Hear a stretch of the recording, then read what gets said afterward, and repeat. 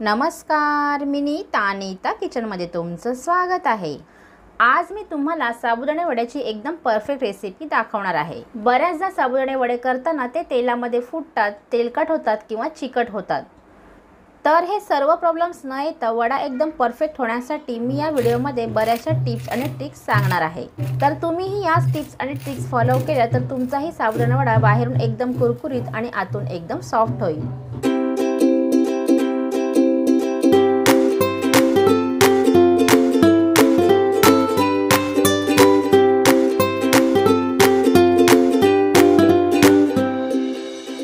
तर सर्वात आधी या साबुदाणे वड्यांसाठी साबुदाणे कसे भिजवायचे ते मी तुम्हाला सांगते। तर इथे मी 2 वाट्या मोठा साबुदाणा घेतलेला आहे। आता हे साबुदाणे आपल्याला 2 ते 3 वेळा पाण्याने स्वच्छ धुवून घ्यायचे आहेत। साबुदाणे धुवून घेतल्याने त्याच्यामध्ये तो स्टार्च असतो तो निघून जातो आणि त्यामुळे साबुदाणा वडा चिकट होत नाही। आता साबुदाणे धुतल्यानंतर या साबुदाण्यांच्या 1 इंच वर राहील एवढं पाणी याच्यामध्ये ठेवायचं आहे आणि याच्यावर एक झाकण देऊन हे साबुदाणे आपल्याला 5 ते 6 तासासाठी भिजत ठेवायचे आहे किंवा आपण हे साबुदाणे रात्रभर सुद्धा भिजत ठेवू शकतो। आता मी हे साबुदाणे रात्रभर भिजवून घेतलेले आहेत आणि तुम्ही पाहू शकता हे साबुदाणे तर चांगले भिजलेले आहेत आणि चांगले फुगलेले सुद्धा आहेत। आता हा साबुदाणा परफेक्ट भिजलाय की नाही ते पाहण्यासाठी अशा प्रकारे बोटावर घेऊन त्याला मॅश करून बघायचं आहे। जर हा साबुदाणा अलगच मॅश झाला म्हणजेच हा साबुदाणा चांगला भिजलेला आहे। कधी कधी काय होतं साबुदाणा जरी भिजून फुगलेला असला तरी तो बोटाने मॅश होत नाही आणि त्यामुळे साबुदाणे वडे चिवट होतात। तर आता आपल्या वड्यांमध्ये टाकण्यासाठी मिरचीचा एक ठेचा करायचा आहे। त्यासाठी इथे मी 5 ते 6 हिरव्या मिरच्या आणि 5 ते 6 कढीपत्त्याची पानं घेतलेली आहेत आणि याच्यामध्ये आपल्याला 1 मोठा चमचा जिरं आणि 1 मोठा चमचा तीळ घ्यायचे आहेत। तीळ इथे ऑप्शनल म्हणून आहेत पण तिळामुळे वडा चांगला टेस्टी होतो आणि चांगला क्रंची सुद्धा होतो। हे सर्व साहित्य आपल्याला एका मिक्सरच्या भांड्यामध्ये काढून घ्यायचे आहेत आणि याच्यामध्ये अजिबात पाणी न घालता सुकच याचा खरडा करून घ्यायचा आहे। मी हा ठेचा मिक्सरमध्ये न करता खलबत्त्यामध्ये सुद्धा करू शकता। इथे मिक्सरचं बटन एकाच वेळी न फिरवता ऑन ऑफ करत याचा ठेचा करून घ्यायचा आहे। तर अशा प्रकारे हा मिरचीचा खरडा म्हणजेच ठेचा रेडी झालेला आहे। तर इथे मी या वड्यांसाठी 5 छोटे बटाटे उकडून घेतलेले आहेत। जर तुमच्याकडचे बटाटे खूप मोठे असले तर तुम्ही इथे 2 ते 3 बटाटे घेऊ शकता। लक्षात ठेवा इथे बटाटे घेताना ते साबुदाण्यापेक्षा जास्त प्रमाणामध्ये घ्यायचे नाहीत। या वड्यांसाठी मी 2 वाट्या साबुदाणे घेतले होते त्याप्रमाणे इथे मी 1 वाटी शेंगदाण्याचा कूट घेतलेला आहे। इथे शेंगदाण्याचा कूट घेताना तो खूप जास्त बारीक नाही तर थोडा जाडसरच वाटून घ्यायचा आहे। तर आता एका मोठ्या बाउलमध्ये किंवा एका परातीमध्ये हे भिजवलेले साबुदाणे काढून घ्यायचे आहेत आणि याच्यामध्ये हे उकडलेले बटाटे अशा प्रकारे कुस्करून टाकायचे आहेत।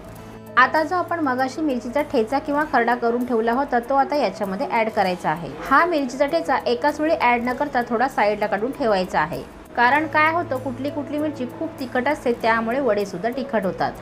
म्हणून हा मिश्रण मिक्स करून एकदा टेस्ट करून नंतर याच्यामध्ये बाकीचा मिरचीचा ठेचा ऍड करायचा आहे। आता मी याच्यामध्ये 1 वाटी शेंगदाण्याचं कूट आणि चवीपुरतं मीठ टाकणार आहे। जर तुम्हाला याच्यामध्ये लिंब आणि साखर टाकायची असेल तुम्ही तेही टाकू शकता। तर आता हे सर्व मिश्रण आपल्याला चांगलं एकजीव होईपर्यंत मिक्स करायचं आहे। काही जण काय करतात हे मिश्रण अगदी हलक्या हाताने वरच्यावरच मिक्स करतात त्यामुळे काय होतं वडे तेलामध्ये सोडल्यानंतर ते लगेचच फुटले जातात। म्हणून हे मिश्रण मिक्स करताना थोडा प्रेशर देऊन थोडा घट्टसरच मळून घ्यायचं आहे आणि यातले साबुदाणे सुद्धा हलकेसे मॅश करून घ्यायचे आहेत कारण साबुदाणे भिजताना त्याच्यामध्ये भरपूर पाणी असतं आणि त्यामुळे जर तो अख्खा राहिला तर तो तेलामध्ये फुटला जातो। आता जेव्हा आपल्याला वडे करायचे आहेत तेव्हा हात आपल्याला स्वच्छ धुवून नंतरच वडे करायला घ्यायचे आहेत कारण याचं मिश्रण मिक्स करताना भरपूर मिश्रण हाताला लागलेला असतो त्यामुळे वडा नीट वळता येत नाही आणि हा वडा तयार करताना हाताला तेल किंवा हलकासा पाणी लावला तर वडा हाताला चिकटत नाही।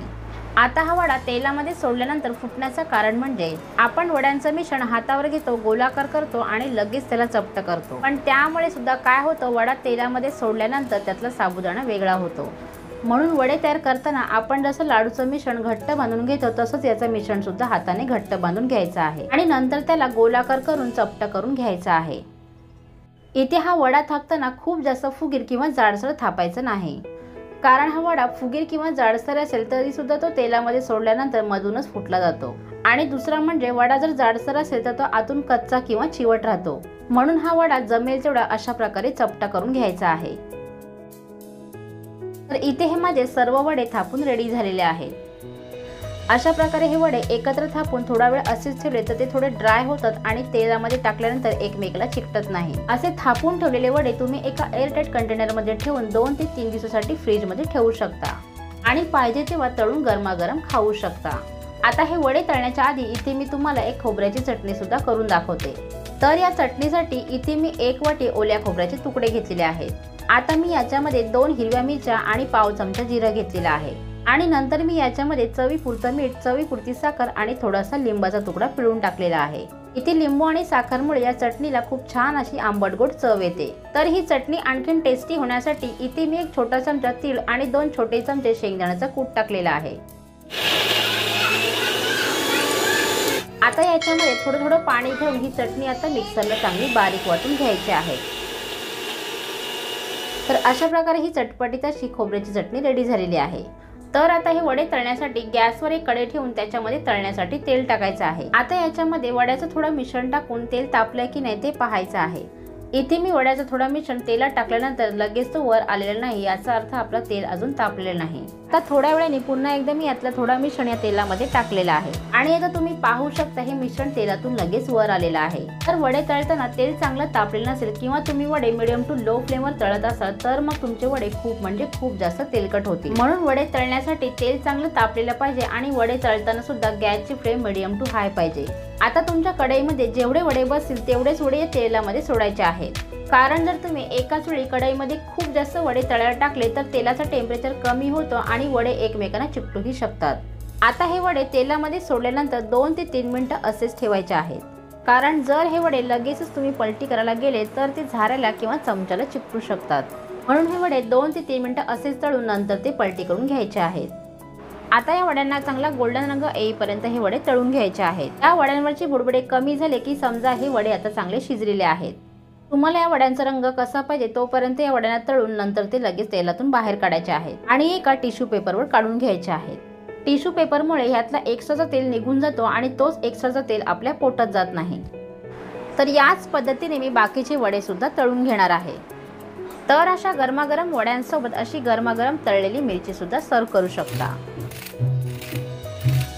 तुम्ही याचा आवाज ऐकून अंदाज लावू शकता की हे वडे किती क्रिस्पी झालेले आहेत आणि हे वडे बाहेरून जेवढे क्रिस्पी झालेले आहेत तेवढेच ते आतून एकदम सॉफ्टही झालेले आहेत आणि तुम्ही पाहू शकता हे वडे आतून अजिबात कच्चे वगैरे राहिलेले नाही।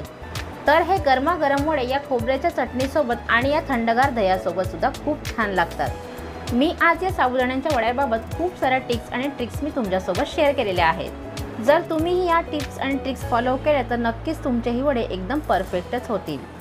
तर कशी वाटली आजची साबुदाणा वड्याची रेसिपी मला कमेंट करून नक्की सांगा आणि ही रेसिपी जर तुम्हाला आवडली असेल तर व्हिडिओला नक्की लाईक करून शेअर करून चॅनलला सबस्क्राईब करायला अजिबात विसरू नका। लवकरच भेटूया पुढच्या एका नवीन रेसिपी सोबत, तोपर्यंत बाय।